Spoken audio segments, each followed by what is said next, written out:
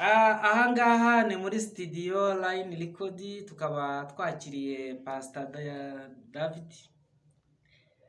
Akaba ari umukozi w'Imana usizwe amavuta, uhagurukijwe n'Imana mu gihe nk'iki, akaba agiye kutugezaho ijambo ry'Imana. Abakunda ijambo ry'Imana mube mu mwanya umwe natwe kugira ngo rigira icyo ryubaka muri twe, duhishurirwe icyo Imana yari ifiteho umugambi kuri twe, kugira ngo niturebe igitwishimira turi mu mugambi wayo. Karibu Pastor David. Amina, urakoze kunyakira, urakoze kumpa karibu. Abanyarwanda bajya bavuga ngo urugo ni urugendwa. Yego. Ariko ntabwo bije vuba. Na kera byahozeho. Bibiri tubwira ukuntu Aburahamu yakira abashyitsi atabizi, nyamara akakira abamarayika. Niyo mpamvu abantu bakaba batubwira ngo jya wakira abantu kuko abashyitsi ni abamarayika. Ariko none si bose.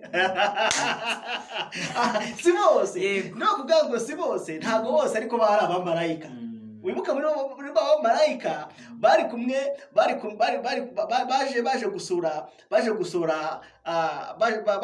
Aburahamu. Harimo umumarayika ufite ingeso yo kurunguruka. Abo bantu ntibabura n'uyu munsi. Ntibabura. Noneho bamaze kurya, bamaze kuba bahaze, wa wundi warungurutse afite icyo yicaranye. Ariko noneho umumarayika uwuzuye umwuka wera aravuga ngo ariko se nk'umuntu waduhaye twagenda gutyo n'umumarayika kamemu, burya niba uri umushyitsi w'umumaro ntabwo upfa kugenda gutyo. N'ubu uragiye umusaza uragenda gutyo, ntabwo usigiye ijambo ry'Imana. Nuko aravuga ngo aha muri uru rugo ni iki kiburamo. Noneho barimo bibaza mu mutima, noneho kuko bose bari mu mwuka, ariko urayifite umwuka wo kurunguruka. Nta mwana bagira. Abo bantu bafite impano yo kurunguruka muri make barakenewe. Kuko yari yamaze kurunguruka, amenya ko nta mwana bagira. None ahita ababwira ati ariko nta mwana bagira. Umukozi ati nta mwana bagira, ati umwaka utaha mu gihe nk'iki, isaha nk'iyi, biremwe nona Sara azaba akikiye umwana w'umuhungu. Amina. Sara yabyumvishije, Bibiliya iravuga ngo yarasetse. Ntabwo yasetse kuko yishimye. Nuko setse. Ujya ngo abantu baseka niko bose babishimye. Reka. Sara ntabwo yasetse kuko yishimye. Yasikijwe n'agahinda kuko kuva kwa mushinyagure ngo uzajya hanga abantu baseka bose ko bishimye. Ari igitwenge cy'umubabaro. Amukozi Imana. Urongeye kuza. Ariko giye ntago mbabaye. Urongeye kuza. Ndanezerewe kubona Pastor. Impamvu yarababaye ni imyaka yarasenze. Noneho kandi n'umugabo yarasengaga, yaranerekwaga. Noneho warabayivuze, hari abantu yumva n'ibintu bya buri gihe. Hari abantu bagize Imana yabimenyereye. Hari abamenyera amasosho ya buri gihe. Noneho wavuga ijambo ya twabyumvise kera. Noneho Sara nawe icyo kibazo yari afite, yakubise agatwe. Marayika w'Imana avuga ngo Sara usekejwe n'iki? Sara ati sisetse. Arahakana kandi. Ugira ngo se ukuguhakana niyo gukiza. Abantu binjiye mu mwuka wo guhakana kera. Bivuze ikosa yakoze n'uguhakana. Ndumva ushaka ariko nuko byose ari ijambo ry'Imana. Ijambo ndumva ushaka kugira ngo ntware kure. Ariko ntacyo hari n'abantu bakeneye kubimenya. Uriya mwuka wo kubeshya urazunga mu isi. Waje kera. Uriya mwuka avuye kuri Adamu na Eva. Uratumaze. Imana ibwira Adamu ati Adamu nicyo wakoze. Reka tujya ngo nige ati uriya mugore wampaye. Umugore ati asujya ngo nige niriya nzoka. None uwo mwuka nanubu hari abantu bari mu mwuka wo guhakana pe. Mukamwe muririmba muri korari, muririmba muri mwuka neza, ukuvuriya akororeye mu ndirimbo. Waba bateze kucyukura ati ntabwo nkoroye ngezeho cyo agahita hakana kandi nuko twagiye twigarukira ku murongo w'Imana. Bibiliya irabwira ngo Sara umumarayika w'Imana avuga ngo nubwo usetse ariko umwaka utagiye nk'iki uzaba ukikiye umwana w'umuhungu. Amina.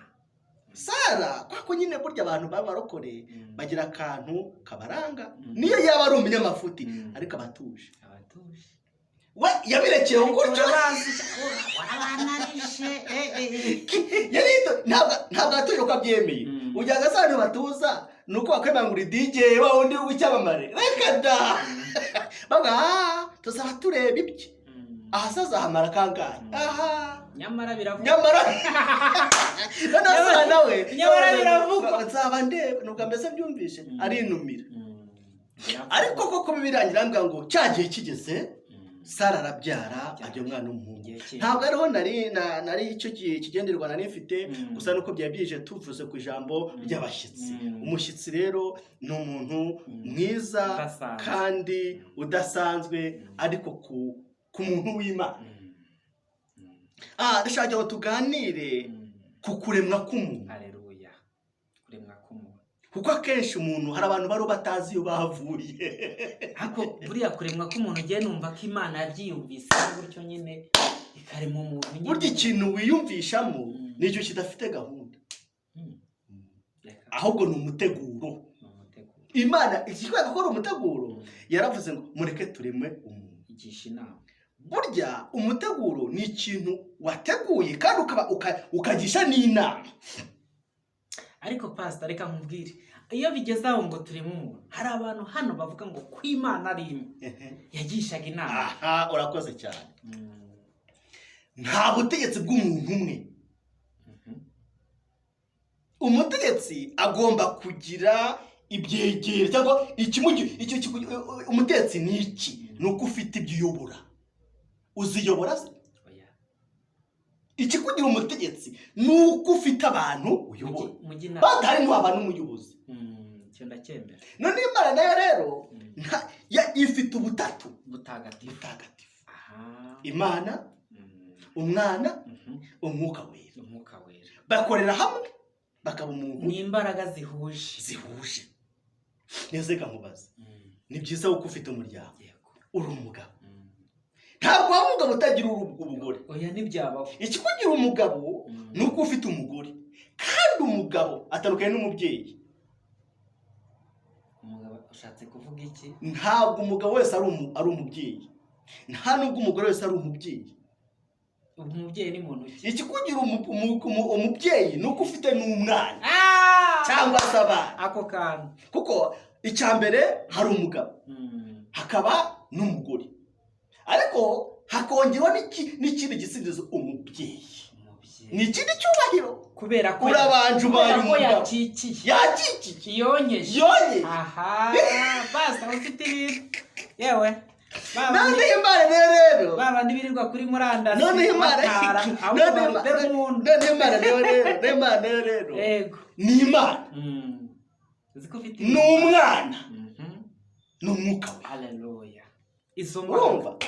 niho iruzuye Izo mbaraga zidukorera. nawe rero kugira ngo wuzure wa mugabo unyumva wa mugore unyumva nibyo uri umugabo ariko kugira ngo wongere ngo umubyeyi ugomba kugira umwana cyangwa se abana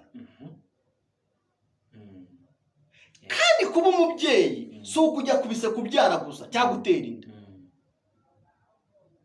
uzasanga umuntu atarajya kubise ngo abyare ariko hari abantu bamwita umubyeyi umubyeyi kuko afite inshingano z'ububyeyi akuriho kari kaje Imana iti turemwe umuntu urumva ni ikintu kiri muri gahunda ntabwo Imana ikora ibintu bitari muri gahunda bibirangira ambwira hano mu itangiriro igice cya mbere umurongo wa 26 Imana iravuga iti turemwe umuntu igire ishusho yacu asa natwe batware ibyo mu kirere n'amatungo n'isi yose n'ikiguruka hasi cyose Imana irema umuntu mu ishusho yayo. Pastor Mushumba nkunda kubaza kuki Imana yatangiye ivuga ngo tureme umuntu bivuze ngo hari uburyo yibiyumvagamo abigomba kugisha inama ari wa mwuka wera uvuze umwana n'umwuka wera. Reka nkugororeho gatoya ntabwo kugisha inama kubaha ugomba kubaha abantu muri kumwe niyo uri umugabo uri umutwe Bibiliya tuvuga ngo uri umutwe ariko ugomba kubaha umugore wawe umwana wawe gahunda ugira ukawugira aho bagisha inama n'Imana rero kuvuga ngo dukore umuntu yagira ngo nabo ibumvishe ko nabo iri kumwe nabo no mpamvu Bibiliya yongeye katubwira ngo babiri baruta iki aho babiri cyangwa batatu bateraniye nzuruko mbane nabo. Kuki itabase ngo aho uzaba uri hose uri umwe nzuruka mbane nawe? Ndacyakomeza kukubaza buriya ijambo iyo urisoma ngenda nkurikira. Noneho hari ahantu ngo Imana iravuga iti tureme umuntu agira ishusho ase nabi. Kuki yageretseho yatangiye ivuga umuntu ikavuga ngo batware yashyize mu bwinshi ko yatangiye ivuga umuntu batware. Uyu muntu yari imufitiye vision ba vision. Imana igufitiye vision, wowe undi Imana igufitiye vision, Imana ifitiye vision. Amina. Mbese ubu ni nk'uko Imana ifitiye vision ikavuga ati nguhaye studio yitwa Line Record igatangira ukuyireba, ariko Imana ikayigira ubu ngubu. Imana nimara kugusuka amavuta ukamamara, hari abashaka ubigisha umwuga wawe, hari abazashaka ubagorora amajwi ubahe n'akazi. Urumva uri mu bwinshi, utwaye ibintu byinshi, urimo abantu benshi. Imana rero yabonaga urimo nturi umwe. Imana iha amasezerano n'abazabyungukiramo. Haleluya. Kubwira umuntu umugabo ntacyo mpa. Amina. Andekire uremende yazavaya. Imana avuga ati tureme umuntu mu ishusho yacu. Wari uzi ko usa n'Imana? Amina. Ariko aho hantu ugenda uyu munsi ndacyabaza kandi nkunda kubaza. Baza kuki Imana yavuze ngo tureme umuntu agira ishusho yacu ase natwe? Ese ifite nk'uko tumeze cyangwa n'ubundi buryo yo ubwayo yatwibonagamo? Nibyo ntabwo yavuze ngo ase natwe, ni ikigaragaza ko uri umwana wayo, uri uwayo. Amina. Uzareba umwana wawe byaga bikunde, yazana amaso, yazana amatwi, umukecuru aza akamureba ngo aha ugafite utuno twa nyirasenge, ni ikigaragaza ko ari uwawe. Ubu twibitseho ubumana cyane rwose. Ubwo ase natwe ni ukumamiriza ngo ni umwana w'Imana koko. Ubwo turi muri bwa butatu butagatifu. Imana tuzabona usa n'Imana, usa n'Umwuka Wera, usa na Yesu Kristo, usa n'ijambo ryawe, usa n'ijambo. Amina. Sifa kwa Mungu. Nuko dukomeza ijambo ry'Imana. Iravuga tureme umuntu mu ishusho yacu ase natwe, atware ibiguruka mu kirere, ibikururuka isi yose ayitware. Imana ntabwo yakuremye uri kirereza ugendo utyo gusa utagira gahunda. Yakuremye uri umuyobozi. Amina. Iyi si muri twe harimo ubuyobozi, muri wowe harimo ubutware. Bivuze ngo n'udukurikiye yumve ko muri we harimo ubutware, harimo ubuyobozi. Sifa kwa Mungu. Ntabwo ibi biri ku isi, ntabwo ari byo bigomba kuyobora. Turabitwara. Amafaranga ntakuyobore, amafaranga ntagutware, wowe twara amafaranga, yobora amafaranga. Amina. Wari uzi ko hari abantu bayoborwa n'amafaranga? Akaba yayavuga ati ndayabona nkuyeho runaka. Ubu burya bamutwara. Iyo yabonye uramya ngo yayabonye. Imihindukire imyitwarire irahinduka, imigendere igahinduka, kuko nta mafaranga aramuyoboye. Ariko akantu mvuze niko amafaranga ahindura umuntu. Burya bayakuyoboye yaguhinduye. Rero kuyayobora ntabwo aguhindura. Nimba wasengaga usenge ko wabonye amafaranga. Nimba wajyaga gusura abagenzi basore ko wabonye amafaranga. Dutwara amafaranga ntadutware. Dutware isi ntidutware. Uko niko kuri. Ntabwo Imana yakuremye kandi ngo wiyicarire. Yakuremye ukore. Ese batwara isi. Gutwara ni iki? Kuyobora. Kino ntikiri kuri gahunda, iki ntikiri kuri gahunda. Nawe urakibona ngo sinakubwiye. Ntacyo uhinduyeho, urasetsa gusa nuko ukekeye uko. Uriyakiriye uko. Rero Imana ni nziza cyane, igufiteho gahunda. Amen. Abo ndasobanukiwe. Ariko se ntabwo uri buncike rega, hari akandi kantu kambereye urujijo kandi imiki Imana iba yaduhurije kugira ngo umuntu akubaze. Hari n'abantu biga cyane bakiga za teoloji bakanariza bikomeye, ariko byagera ku ijambo rivuga ngo mbere na mbere hariho jambo yahoranye n'Imana, jambo yari Imana. Hari naho usanga harimo uvuga ngo niyobera ritagatifu, sinirwa mvuga ngo ninde ubivuga, ariko hariho abavuga ngo niyobera ritagatifu. Ni gute niho nshaka gusobanukirwa. Mbere na mbere hariho jambo yahoranye n'Imana, kandi jambo yari Imana. Ndashaka udukuriremo ako kantu ko kumva ngo mbere na mbere hariho jambo ahorana n'Imana, jambo yari Imana. Ese ubusobanuro bwimbitse umuntu yaboneraho jambo n'indi, kugira ngo abantu bamenye ngo jambo n'uyu. Ubusobanuro bwimbitse kuko bigaragara ko ari wahozeho. Ubusobanuro bwimbitse n'ubu nabivuze mu gutangira. Ntabwo waba umugabo udafite umugore. Ikintu bari kucyumva. Nta nubwo uriya yaba umugore adafite umugabo. Imana yahozeho ari Imana. Ntabwo ari goro hatari umwuka wera.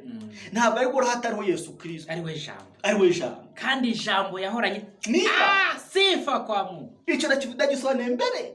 None niho handi ngo mbere na mbere hariho jambo. Bivuze ngo Kristo niwe jambo. Aho ndabyumvise. N'abantu batwuteze amatwi barabyumvise.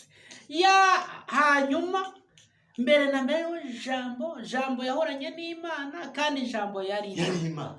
Bishatse kuvuga ngo jambo kuko ari wahoze. Mu magambo makeya, Imana yavugaga jambo yararemaga. Mu magambo makeya, ahari Imana hari Yesu. Ahari Imana hari umwuka wera. Yego. Niyo mpamvu bavuga ngo jambo yari Imana, kandi yahoranye n'Imana. Kandi nta na kimwe cyaremwe kitaremwe nayo. Bishatse kuvuga ngo Imana yaravugaga mu butware bwayo. Ijambo rivuga ngo ubutatu butagatifu ni iki? Ni ubumwe. Jambo rikaza rikarema, kandi ijambo ni Yesu. Aho ndabyumvise. Niyo mpamvu bavuga ngo hariho jambo yahoranye n'Imana. Ntiwabatandukanye. Ni imbaraga niyo mpamvu na Bibiliya yacu itubwira ngo icyo Imana yateranyije ntawe gitandukanye. Ntibishoboka. Yego. Pastor mbere umugisha. Nanyu mbere umugisha. Imana ikwagura amavuta nawe kwagura imirimo arenga imbibi yaguka muri ibyo bihugu bya Aziya. Basobanukirwe jambo wahindutse umuntu. Wahozeho. Haleluya. Waremye. Nta na kimwe kitari. Hari abantu bambuye ubutware, hari abantu bambuye ubutegetsi, ugasanga yanyoye, yasinze, imyenda yayikuyemo, yinereye, yinyariye. Kuriya ni ukwamburwa ubutware. Wasuzuguritse. Byamubereye umuyobozi. Icyazanye Satani ku isi ni ukukwanyaga, ni ukwambura ubutware. Ikintu kigenza umujura ku manywa n'ijoro ni ukukunyaga, ni ukukunyaga icyo ufite. Ntabwo umujura yakwiba ikintu udafite. Ntabwo bishoboka. Niyo mpamvu burya mubona bavuga ngo abakene bagira amahoro. Igituma umukene aryama agasinzira ntacyo agira babwiba. Yirira doda gasinzira. Ntacyo agira babwiba, ugasaba bushaka hiye. Akagona gasinzira. Niyo mpamvu nimbuze ngo ufite umwuka wera. Niyo mpamvu nimbuze ngo ufite imbuto y'Imana. Satani azakugwanya cyane uko afite icyo ushaka, ufite icyo arwanya, ufite icyo yanga. Niyo mpamvu igiti gifite imyembe myinshi nicyo giterwa amabuye. Wa murokore impamvu Satani akurwanya cyane uko uri umurokore. Ndetse ugiye kwica icyatumye uba umurokore? Ugiye kwica icyatumye Imana ikushyira mu ishusho yayo? Impamvu ikurwanya ni uko uri umwana w'Imana. Yaba wakimenyaga wakwirase ku Satani akurwanya, nturire ko Satani akurwanya, iratana ko Satani akurwanya. Ndabyumva cyane. Buriya nimba uzi ko uri umuperezida w'intwari uzagira abanzi benshi, ariko uri umuperezida atizeho nta n'icyo baba bakurwanyaho. Kandi niwigirira icyizere ukiyumva ko wowe n'Imana yaguhaye gutwara hari ikintu washyikaho, kandi ariko zikari byo kwigirira icyizere ukagirira n'Imana yaguhaye gutwara. Ibyahishuwe Bibiliya tubwira amina ngo komeza icyo ufite hatagira ukikunyaga. ubutware kamba Nese udafite icyo afite aba bamunyaga iki? reka Komeza icyo ufite hatagira ukikunyaga. Wowe ufite agakiza, komeza agakiza kawe Satani atazakakunyaga. amina Wowe ufite umwuka wera, remera mwuka wawe wera, Satani atazawukunyaga. Wowe ufite amasengesho, senga cyane Satani atakunyaga. Byakabaye byiza buri munsi afite icyo afite. Nubona Satani atakurwanya ntuzirate cyane no uzarire cyane, uzamye ko nta kintu ufite, nta n'icyo unamaze. Ako uzarebe n'umusirikare w'intwari nuhora buri kanya atunga ahantu hakomeye mu bitego n'intwari nyine tutendwari bagutuma he. ako kantu uvuze ubundi iyo uzi neza ko Imana, nanjye nkugarukire, iyo uzi neza ko uhamanya n'Imana ko ibyo urimo ibirimo ariko uratinyuka ukanageragezwa kandi impamvu Imana ikwiye ukagira ibyagezo bikomeye cyane ukamuntama ni uko kwizera izi kuri umurokore wayo, izi ko utayivamo, izi ko utahemuye, niba bikurikiramo ibyo bibazo ni ukuri ikajya yiratana umwana wanjye ngo byabaye kuri Yobu. Yobu ntabwo yahuye n'ibibazo kuko Imana imwanze, ahubwo niyo yari ikunze cyane ikamwishima. Birangira ambwira ngo yabwiye Satani ngo wabuwe uvuye Satani, ngo mvuye mu isi kwitambanya no kwizera, ngo ubonye umwana wanjye Yobu.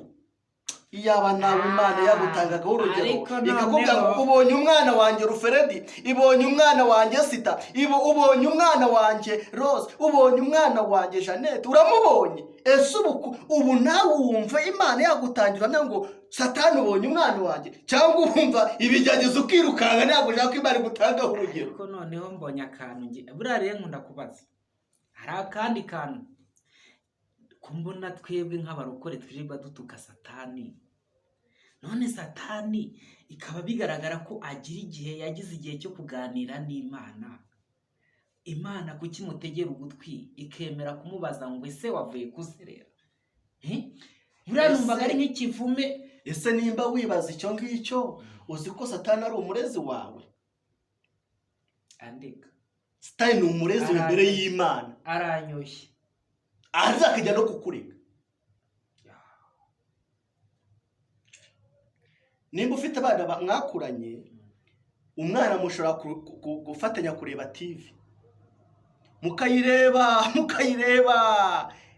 ikazima, mukajya kuyatsa, mukayishorogota, mukayica.